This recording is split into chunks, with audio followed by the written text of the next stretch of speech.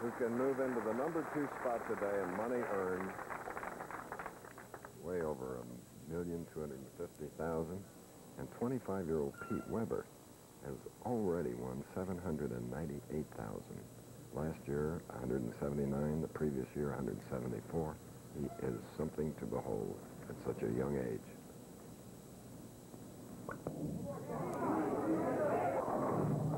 High hit leaving the 4-pin on the left lane. The title match for the United States Open Championship and $100,000.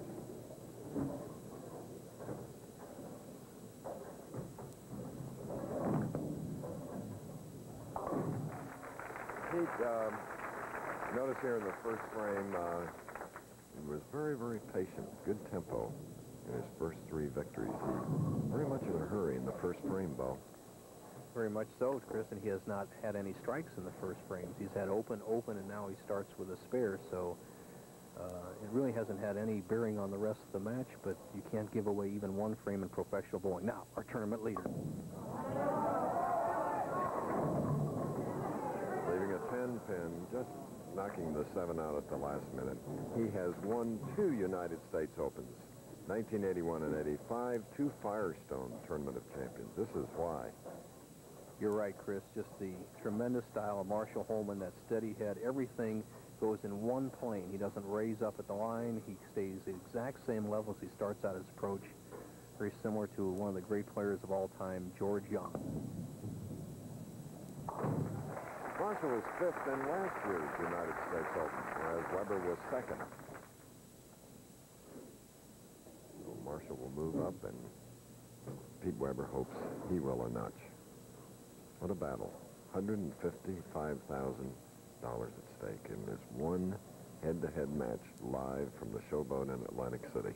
You cannot practice for the pressure that is upon these 2 players, but what you can do is have a game plan. As you see, Marshall Holman's route to the top spot. He qualified 3rd at 32 games and immediately took the #1 position and never headed.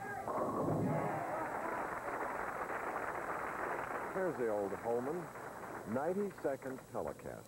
Over the years that we've been able to comment about this 33-year-old from Medford, Oregon. Going back what I was saying, Chris, is how can you practice or prepare for a championship match of such pressure? It really is mental. The physical game both these players have, just 2 of the finest games in the world today. It's a guy who can keep his eyes on the target all the way through every single shot. I think if they don't let their eyes drift off their target through every frame, it'll be awfully tough to beat.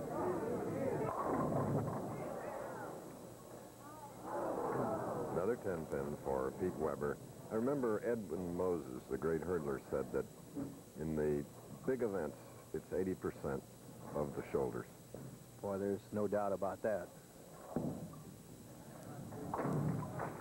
And for Pete Weber, who won the first 3 matches with 23 total strikes, looking for his first here in the title game, opening with 2 spares.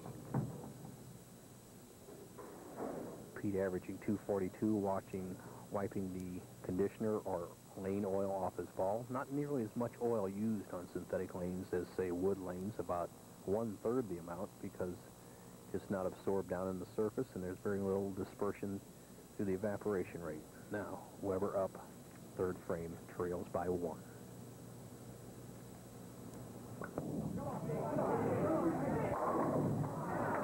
Would you believe another 10?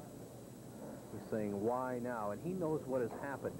As a player bowls long, what happens is he doesn't quite get the finish on the ball. As you see, Weber going around the 2nd arrow out to about the 4th board. Now, the ball or conditioner has carried a little bit farther down the lane. The ball doesn't finish as much, and he leaves the 10-pin. Between the 2 professionals, Holman and Weber, 31 PBA titles. 4 majors for this man. Off to the right there, the red coat, that's Al Hoff, the manager of the lanes. He and Pat Mathis doing a wonderful job for this prestigious event.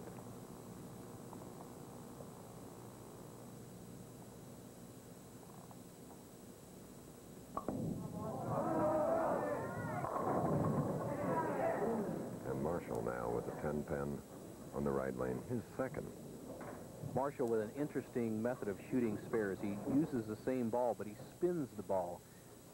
Just like a top. Watch his hand go right over the top of the ball. He takes the roll from between around the thumb and fingers and drops it way down to the bottom of the ball. It will not bite the lane. It's actually a dead roll. It's a mistake that a lot of amateurs make trying to throw the big hook. They go over the top of it. Watch the spin shot. See it spin, it won't bite the lane at all. Okay, a man who's won 2 Opens. We asked him what it would mean winning a 3rd here. Well, it's an opportunity to win my 3rd U.S. Open. Also, it puts me in a position to jump across Mark Roth and Earl Anthony into the #1 spot, all-time leading money winner on the PBA Tour. That'd be quite a thrill. And what a nice change. Very much deserved by all the professionals that I feel have the toughest time on the road in competing. The professional bowlers, they deserve every penny they get. So thank you, Chris. Now, Weber, 4th frame. A 4 for Marshall on the left lane, and he shows his feelings. Holman, who led this tournament by 442 pins, just lapped this field of 240 players, just a little bit high on the left lane, leads the 4 pin. And one of those 9 pros that had 300 games, I think a total of 12 in the Pro-Am and overall. You're right. 12 ties the record set in Greensboro, North Carolina. As Holman. Oh, it's a close match. We'll be back with more. With $100,000 at stake to the winner in our live telecast, the United States Open at the Showboat in Atlantic City, pressure is really showing. Pace has slowed down. The bowling has changed. More spares. Because this is the man that had 23 strikes with his 3 victories this afternoon. 3 spares, now shooting in the 4th frame.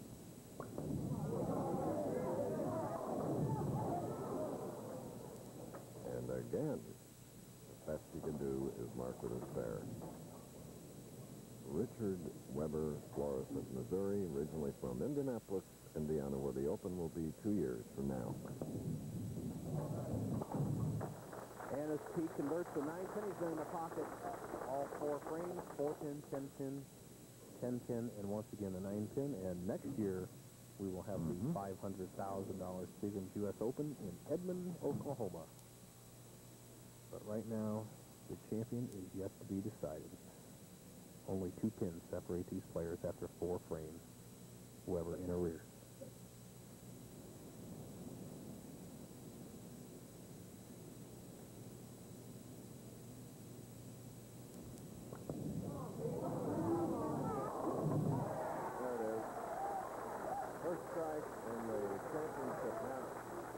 The winner of the first 3 games.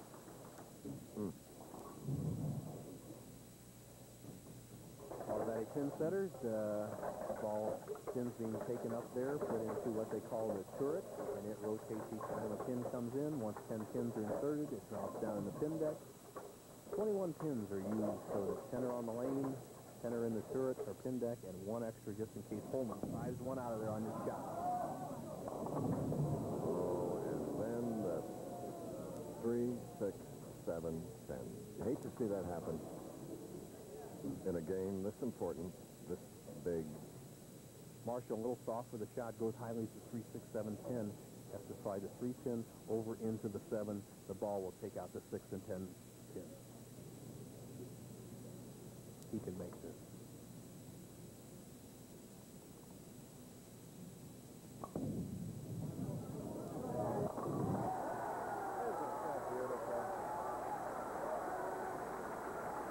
Another example of why he's won 21 PBA titles, 2 Opens, 2 Firestones, and the hearts of many.